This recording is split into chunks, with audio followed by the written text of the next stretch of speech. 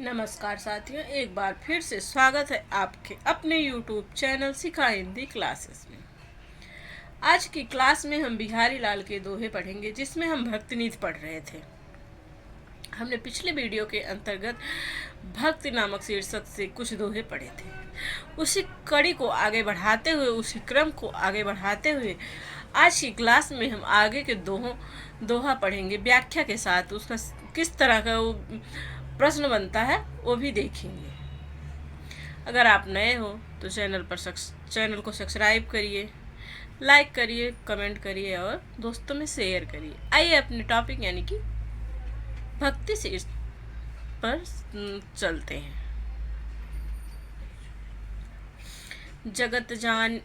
जगत जनायो जिहि सकलु, सो हरि जान्यो नाय। ज्यों आँखिन सब देखिए, आँख न देखी जाए। जप माला छापा तिलक, सरय नए को काम। मन कांचे नाचे वृथा, साचे राचे राम। जगत यानी कि संसार, शकल संपूर्ण, शकल का अर्थ है संपूर्ण। सो हरि, हरि यानी कि राम, जाने ना। आखिर आँख, सब यानी सभी, आँख न देखी जाए। जब तप माला छापा तिलक, सरे नए, सरे यानी कि सारे, संपूर्ण, नए को काम। मन कांचे यानी कि कच्चे, नाचे वृथा व्यर्थ, साचे यानी कि सच्चा। आइए अब इसका अर्थ देखते हैं, इसकी व्याख्या करते हैं कैसे। जगत जनायो जिहि शकल, सो हरि जान्यो नाय। ज्यों आँखन सब देखिए, आँख न देखी जाए। जिस भगवान ने संपूर्ण संसार को इंद्रिय और राम का विषय बनाया, हर जानो नाय, राम का विषय बनाया, उस ईश्वर को ही तूने नहीं जाना। सो हरि जानो नाय, तुमने तो उस ईश्वर को ही नहीं जाना। जो आँखों सब देखिए, आँख न देखी जाए। जिस प्रकार आँखों के द्वारा सबको देखा जाता है, पर स्वयं आँखों को नहीं देखा जाता, ठीक उसी प्रकार ईश्वर भी ज्ञानातीत है। यहाँ तक समझ में आ गया होगा। आगे देखते हैं। जप माला छापा तिलक, सरय नए को काम। मन कांचे नाचे वृथा, साचे राचो राम। भक्ति के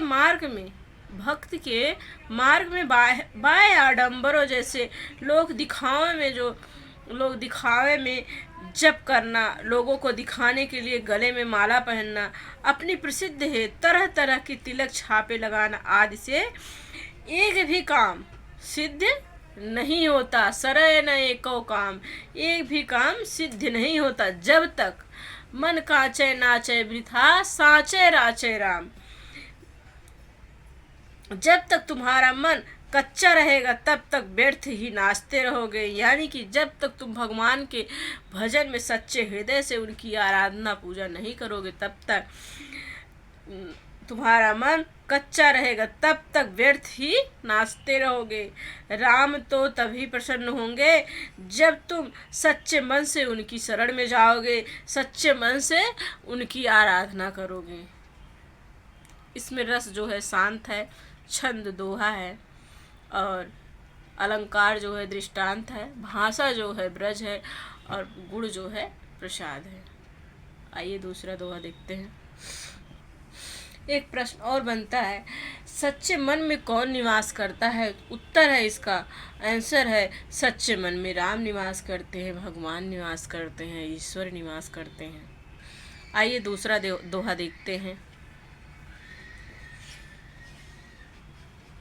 बसे बुराई जासु तनु, ताही को सम्मान।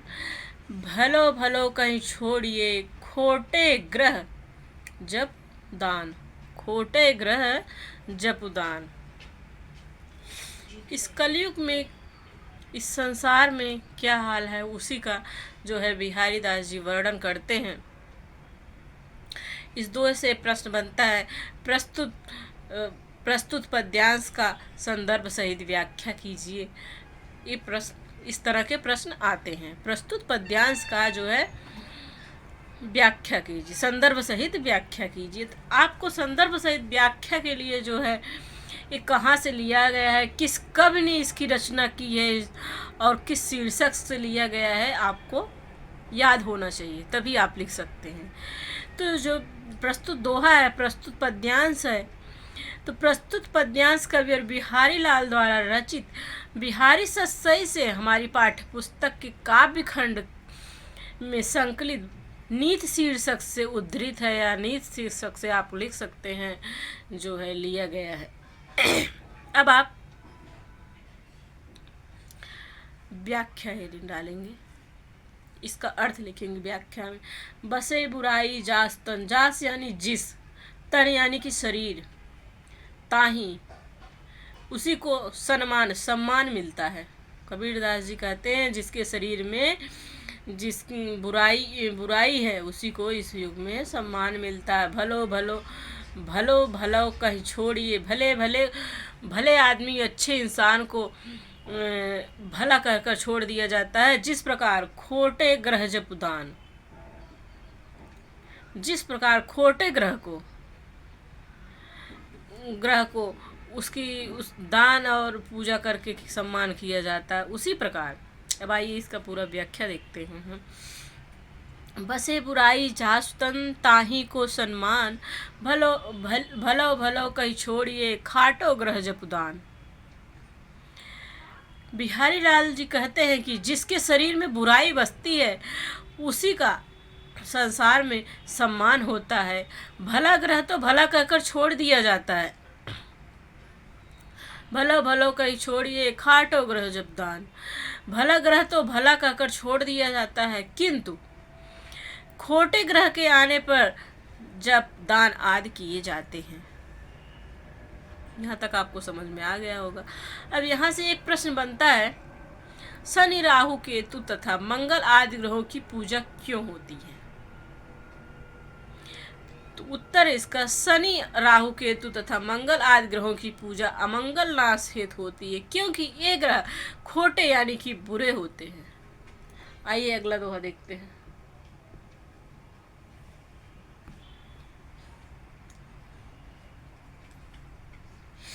दूसह दुराज प्रजानु कौ, क्यों न बढ़े दुख द्वंद, द्वंद यानी कि लड़ाई। अधिक अधेरो जग करत, मिली मावस रवि चंद्र। मावस का अर्थ यहाँ अमावस्या है। रवि यानी कि सूर्य, चंद्र यानी कि चंद्रमा। दूसह दुराज प्रजानु को, क्यों न बढ़े दुख द्वंद, अधिक अधेरो जग करत, मिली मावस रवि चंद्र। बिहारी लाल जी कहते हैं, दो राजाओं के असह्य राज्य में प्रजानु को दूसरा दुराज प्रजानु को, क्यों न बढ़े दुख द्वंद। राज्य में प्रजाजनों को दोहरा दुख क्यों न बढ़ेगा, अर्थात अवश्य बढ़ेगा, क्योंकि अमावस्या की तिथि को सूर्य और चंद्रमा एक ही राशि में मिलकर संसार में और अधिक अंधेरा कर देते हैं। आपको यहाँ तक समझ में आया होगा अर्थ। इसमें जो है रस शांत है, छंद जो है दोहा है, अलंकार दृष्टांत श्लेष और अनुप्रास है, भाषा ब्रज है, गुण प्रसाद है। यहाँ से भी इस पद्यांश से भी ये बनेगा प्रश्न, प्रस्तुत पद्यांश की संदर्भ सहित व्याख्या कीजिए। संदर्भ वही रहेगा जो हमने पहले दोहे में बताया, क्योंकि ये सारे दोहे बिहारी सतसई के भक्ति नामक शीर्षक से लिया गया है। आइए अगला दोहा देखते हैं। एक प्रश्न और बनता है, कबीर बिहारी के अनुसार संसार में किसका सम्मान होता है? तो कबीर बिहारी के अनुसार संसार में जिसके शरीर में बुराइयां निवास करती हैं उसका सम्मान होता है। आइए अगला दोहा देखते हैं। नर की अरु नल नीर की, नीर यानी कि पानी, नर यानी कि मनुष्य। गति एक कर जोड़, गति एक कर जोड़, जे तो नीचे है चलो ते तो ऊंचे होए। कबीर बिहारी दास जी कहते हैं, बिहारी लाल जी कहते हैं कि जिस प्रकार मनुष्य की और नल की जल की समान स्थिति होती है, जिस प्रकार नल का जल जितना नीचे होकर बहता है उतना ही ऊंचा उठता है, ठीक उसी प्रकार मनुष्य जितना विनम्रता का व्यवहार करता है, ठीक उसी प्रकार मनुष्य जितना विनम्रता का व्यवहार करता है उतनी ही अधिक उन्नत करता है। इस प्रकार मनुष्य और नल का पानी जितना नीचे होकर चलते हैं उतना ही ऊंचे उठते हैं। एक बार फिर से अर्थ देखिए। नर की अरु नल नीर की गति एक करी जोड़, जे तो ऊंचे हवे चलो ते तो ऊंचे होए। कबीर बिहारी लाल जी कहते हैं कि मनुष्य की और नल के जल की समान स्थिति होती है। जिस प्रकार नल का जल जितना जे तो नीचे होए, जितना नीचे होकर बहता है उतने तो ऊंचे होए, उतना ही ऊंचा उठता है। उसी प्रकार ठीक उसी प्रकार नर और नील की गति एक जोड़, ठीक उसी प्रकार मनुष्य जितना नम्रता का व्यवहार करता है उतनी ही अधिक उन्नति करता है। इस प्रकार मनुष्य और नल का पानी जितना नीचे होकर चलते हैं उतना ही ऊंचे उठते हैं। आइए अगला दो। बढ़त बढ़त संपत्ति सलिल, मन सरोज बढ़ी जाए, घटत घटत फिर ना घटे, बरु समूल कुम्हिलाए। यहाँ से भी प्रश्न बनेगा वही संदर्भ सहित प्रस्तुत पद्यांश की संदर्भ सहित व्याख्या कीजिए। आप संदर्भ हेडिंग डालेंगे, फिर व्याख्या डालेंगे, व्याख्या फिर काव्यगत सौंदर्य डालेंगे। आप काव्यगत सौंदर्य में कौन सा रस है, कौन सा छंद है और कौन सा अलंकार है, भाषा क्या है, ये सब लिखेंगे। संदर्भ में किस कवि का है, कहाँ से लिया गया है, किस काव्य खंड से लिया गया है, ये सब लिखेंगे आप। जैसा कि हमने इसके पहले दोहों में संदर्भ बताया, ठीक क्योंकि उसी चैप्टर का है, ठीक उसी प्रकार से संदर्भ रहेगा। आइए देखते हैं इसका अर्थ। बढ़त बढ़त संपत्ति सललु, मनुष्य रोज बढ़ी जाए, घटत घटत फिर ना घटे, बरु समूल कुम्हिलाए। बिहारी लाल जी कहते हैं कि संपत्ति रूपी पानी जैसे जैसे बढ़ता है, बढ़त बढ़त संपत्ति सललु, मनुष्य रोज बढ़ी जाए। संपत्ति रूपी पानी जैसे जैसे बढ़ता है, सलल यानी कि सलल का अर्थ होता है पानी, पानी का पर्यायवाची है सर, बढ़ता है, वैसे वैसे मन रूपी सरोज जो है फैलता चला जाता है, फैलता जाता है, अर्थात मन की इच्छाएं एवं प्रलोभन में वृद्धि हो जाती है। घटत घटत फिर ना घटे, बरु समूल कुम्हिलाए। लेकिन संपत्ति रूपी पानी जैसे जैसे घटता है, मन रूपी कमल संकुचित नहीं होता बल्कि पूर्ण रूप से मुरझा जाता है। इसलिए मन की इच्छाओं को काबू में रखना चाहिए, नहीं तो मानव जीवन में आनंद की क्षति हो जाती है। यहाँ तक आपको समझ में आया होगा। आइए अगला दोहा देखते हैं। जो चाहत चटक न घटय, मैलो होय न मित, रज राजस न छुआई, तो नेह चीकनो चित्त। कबीर बिहारी लाल जी कहते हैं, हे मित्र, यदि तुम चाहते हो कि तुम्हारे चित्त की चटक कभी कम ना हो, जो चाहत चटक न घटे, मैलो होय न मित, मित यानी कि मित्र इसका अर्थ है, रज राजस न छुआई, तो नेह चीकनो चित्त। हे मित्र, तुम चाहते हो कि तुम्हारा चित्त, तुम्हारा हृदय तुम्हारे चित्त की चटक कभी कम ना हो और वह मैला ना हो, तो प्रेम रूपी तेल से चिकने उस चित्त को गर्व क्रोध आदि की रजोगुण धूल से रजोगुण धूल का स्पर्श मत होने दो। यहाँ से भी वही प्रश्न बनेगा, संदर्भ सहित व्याख्या कीजिए। एक बार अर्थ फिर से देखिए। हे मित्र, यदि तुम चाहते हो कि तुम्हारे चित्त की चटक कभी कम ना हो और वह मैला ना हो तो प्रेम रूपी तेल से चिकने उस चित्त को गर्व क्रोध आदि की रजोगुण धूल का स्पर्श मत होने दो। रस शांत है, दोहा छंद है, अलंकार रूपक श्लेष है, भाषा अनुप्रास है, भाषा गुण है, भाषा ब्रज है, गुण जो है प्रसाद है। यहाँ से एक प्रश्न और बनता है, गर्व और रजोगुण किससे मलिन बना देते हैं? तो गर्व और रजोगुण प्रेम रूपी स्नेह से चिकने हृदय को, चित्त यानी कि हृदय को मलिन बना देते हैं। आइए अगला दोहा देखते हैं।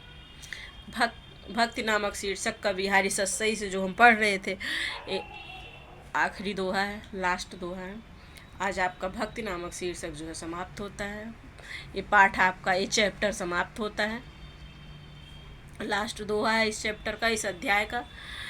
बुरो बुराई जो तजय तो चित खरो डरात, जो निकलंक मयंक लख गने लोग उत्पात। मयंक यानी कि चंद्रमा। बुरो बुराऊ जो तजय तो चित्त खरो डरात, जो निकलंक मयंक लखी गने लोग उत्पात। आइए इसका अर्थ देखते हैं। ये दुष्ट व्यक्ति अचानक ही अपनी बुराइयां छोड़ दें। बुरो बुराऊ जो तजय तो चित्त खरो डरात। यदि दुष्ट व्यक्ति अचानक ही अपनी बुराइयां छोड़ दें तो उससे भी लोगों के मन में शंका अर्थात चित्त में अधिक डर बना रहता है। जैसे निष्कलंक चंद्रमा को ज्यों निकलंक मयंक लख गने लोग उत्पात। जैसे निष्कलंक चंद्रमा को देखकर अपशकुनों की संभावना होने लगती है। शास्त्रों का कथन है कि चंद्रमा के निष्कलंक रूप में उदित होने पर पृथ्वी पर उत्पात होने लगते हैं। एक बार फिर से इसका अर्थ देखिए। ये दुष्ट व्यक्ति अचानक बुरो बुराई जो तजय तो चित खरो डरात, जो निष्कलंक मयंक लख गने लोग उत्पात। यह दुष्ट व्यक्ति अचानक ही अपनी बुराइयां छोड़ दे तो उसमें भी लोगों के मन में शंका हो अर्थात चित्त में अधिक डर बना रहता है। जैसे निष्कलंक चंद्रमा को देखकर अपशकुनों की संभावना होने लगती अर्थात शास्त्रों का कथन है कि चंद्रमा के निष्कलंक रूप में उदित होने पर पृथ्वी पर उत्पात होने लगते हैं। यहाँ से एक प्रश्न बनता है कि बुरा व्यक्ति यदि बुराई त्याग दे फिर भी हृदय में क्यों डरता है? उत्तर है क्योंकि जिस प्रकार चंद्रमा के निष्कलंक होने पर भी लोग पृथ्वी पर उत्पात की शंका करने लगते हैं, वैसे ही दुष्ट व्यक्ति ये दुष्टता छोड़ दे तो भी उसके प्रति भय व शंका और बढ़ जाती है। यहाँ तक आपको समझ में आ गया। आपका भक्ति नामक चैप्टर समाप्त होता है बिहारी के। इसके बाद हम पढ़ेंगे पाठ 2 धनुषभंग तुलसीदास। आज की क्लास यहीं पर समाप्त होती है। हमने 2 पार्टों में आपको भक्ति दोहों को, बिहारी के भक्ति नामक शीर्षक के दोहों को पढ़ाया। आशा करती हूँ कि आपके समझ में आया होगा।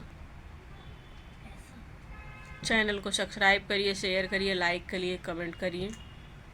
मिलते हैं अगले क्लास यानी कि अगले दोहों में, मिलते हैं अगले क्लास यानी कि अगले वीडियो के अंतर्गत। धन्यवाद दोस्तों।